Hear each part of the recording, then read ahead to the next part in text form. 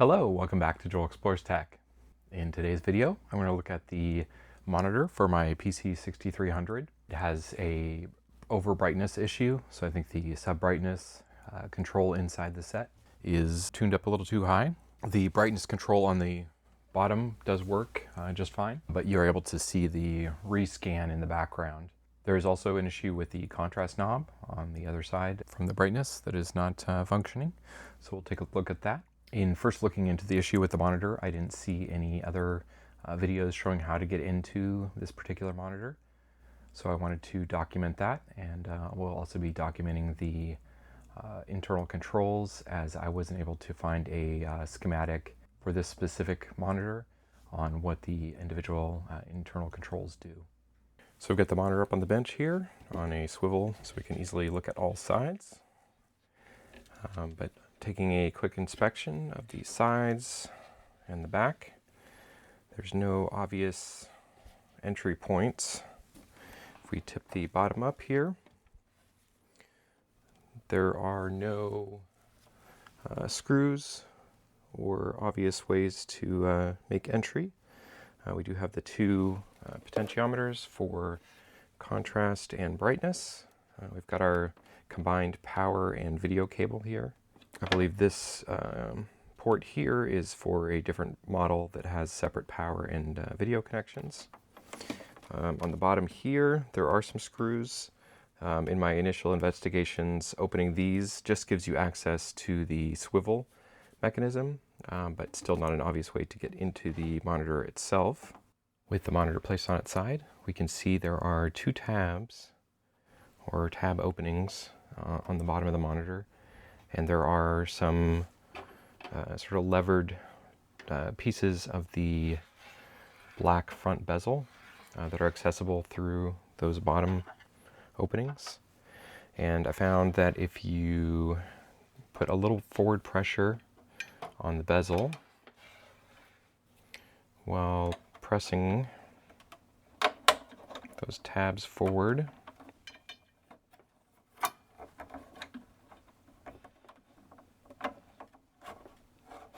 a bit unsettling.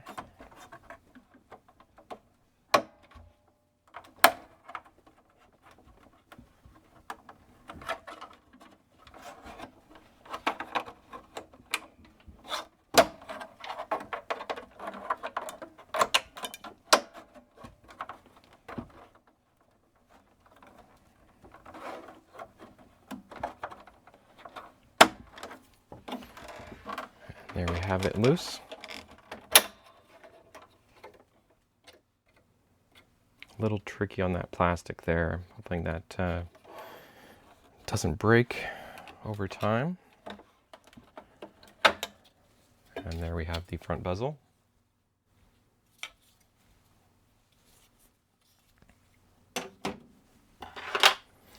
And now we can see there are the 4 screws in the corners. So we'll get those pulled out, and then we can remove the front and the back plastics.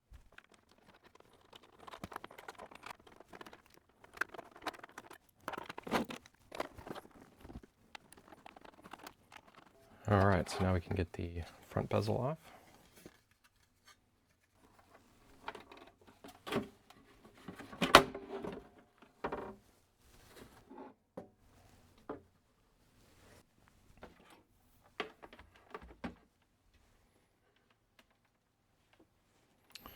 Okay, so we're in.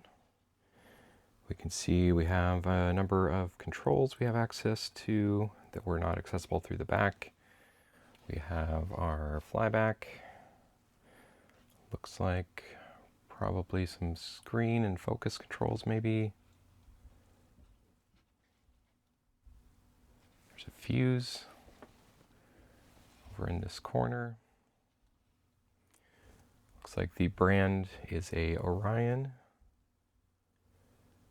R512OB31 SDHT. And we will have to do some measurements on the potentiometers to see why that contrast or brightness knob is not working. But let's go ahead and get it hooked up and take a look. So before we do any adjustments, I've got the monitor opened up, and the knob on the, let's see, that would be the right side looking at the screen, is the contrast, which is not functioning. So this potentiometer you see here, the brightness on the other side is functioning fine. So I think the easiest way to test that will be to pull out it's just screwed in with a nut right here. So I will loosen that. I should be able to pull it out and do some cleaning and testing of it. So I've pulled out the potentiometer for the contrast knob. It is still hooked up to the board, but I'm going to measure our value. Looking it up online, it should be measuring from the 2 outer pins. Would give us the value, and we're getting about 2.9 k ohms across. And then from either to the center would give you the current value. So we've got 0, and it's at one extent. And if we turn it to the other extent, we should have close to that full 2.9. Yep. So it looks to me that the potentiometer is doing its job. I also confirmed that I have continuity from all 3 of these to the connector that is connecting to the main board beneath the yoke here. And so we're good up to that point. So there must be a break in the connection somewhere further in the chain. So I think the next thing to do would be to pull the board out, take a look at the back, and look for any broken solder joints. I've pulled out the board and removed all the connectors so we can get a better view here. Looking in the very center, we see the connector where both the brightness and contrast potentiometers connect. The top 3 pins are for the contrast connector, with the center of those being the wiper signal, which would be the actual changing value. I traced that center connection on the back of the board over to the TR8 transistor. But looking at the back of the board, I see no cracked solder joints, no broken traces. Everything traces out correctly with the meter. So I would suspect either the transistor or something along that path is off, but I think it's getting a little beyond my knowledge scope at this point. So beyond replacing different components on there, I think I'm going to just leave it for now, as the current contrast setting is fine. If anyone has any ideas on which parts would be more likely to be suspect in this case, definitely let me know. But for now, I think we'll focus on just getting the brightness and the focus tuned in on the monitor. So let's run through all the adjustments, see what they do, get everything back together, and do some tuning. Okay, so we've got everything on the bench hooked up. We can see that obviously we've got the brightness too high, where we're seeing that retrace with the maximum extents of our brightness adjustment. It does brighten our text, but we're not getting the retrace to go away, so we do need to adjust one of the internal potentiometers. I'm going to go into a diagnostic program. So I've got the PicoMem.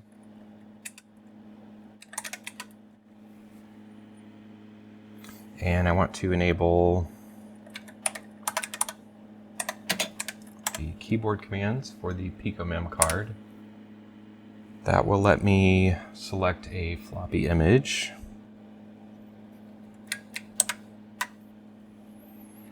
And I believe it is,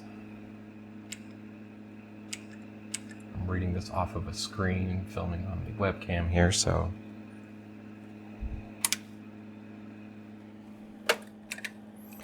that should be the AT&T customer diagnostic disc. I want to get up a test pattern for us to test with here.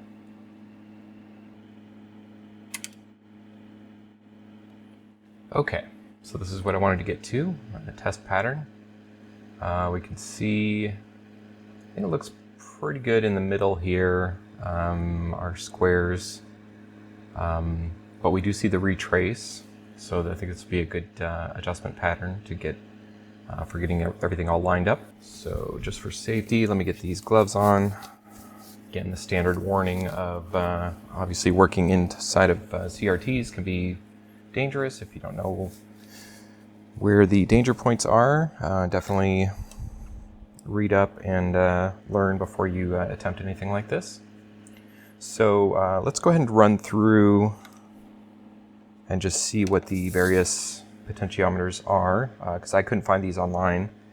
So I think this will be good to have it documented for anyone that needs these for reference. Starting with RV1 up here in the top left of the camera view.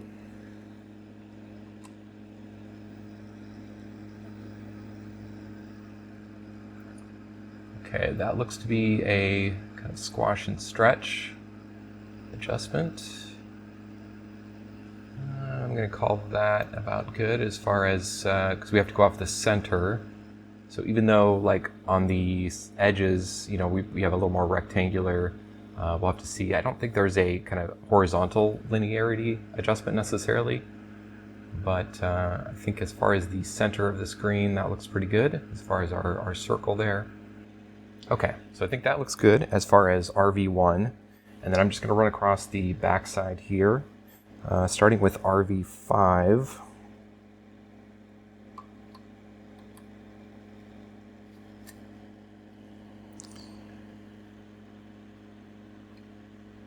Okay, this looks to be the height.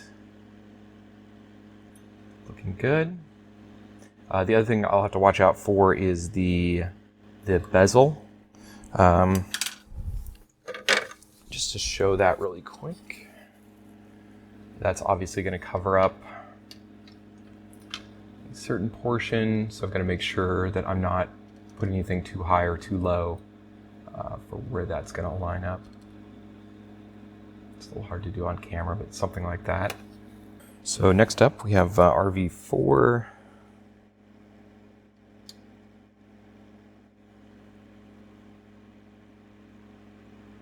That is our vertical hold.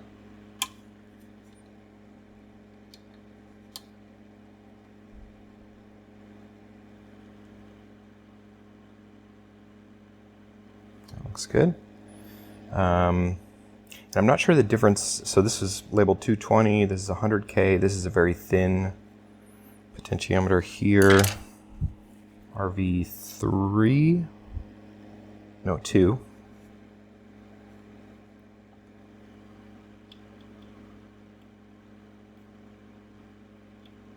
And I'm seeing no change there. So not certain on that one. Let's do 6.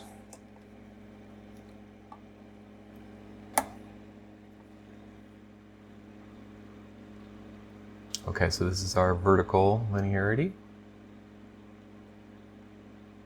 So you can see squashing at the bottom versus stretching at the top.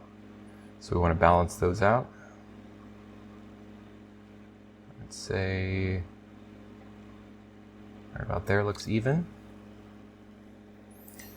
Next up, RV3 is another one of those thinner, I think you can see it in the camera, yep, right here.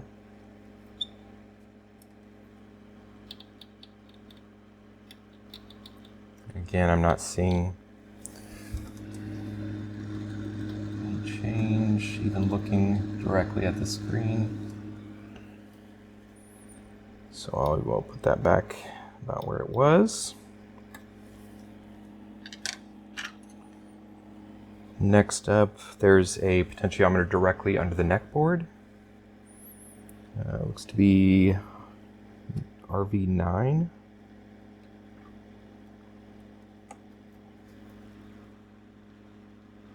Okay, this is a horizontal hold or horizontal position of some sort. That looks good. And then 10 here.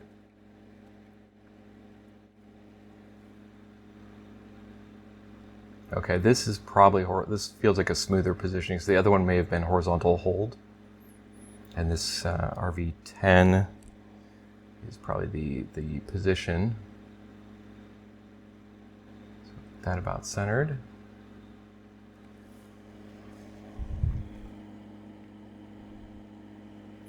And then the only two other adjustments I've seen in here, as far as direct potentiometer controls, there are controls on some of these inductors here around the flyback. But I think as far as our purposes, hopefully one of these will be the brightness. So this is RV11.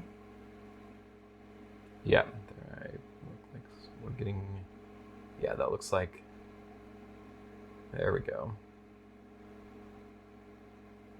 Go all the way down. Not all the way down, but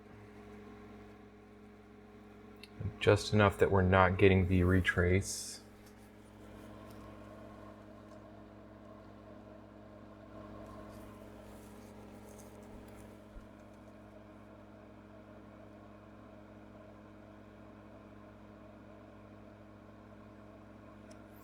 Okay, so that is, I believe, where we want it. Now let's play with our brightness. Yeah, so we can go up to a really nice bright. It's kind of washed out on the webcam view. Sorry for not having great focus there, but I think it gets pretty good focus at the lower brightness. And then this last one.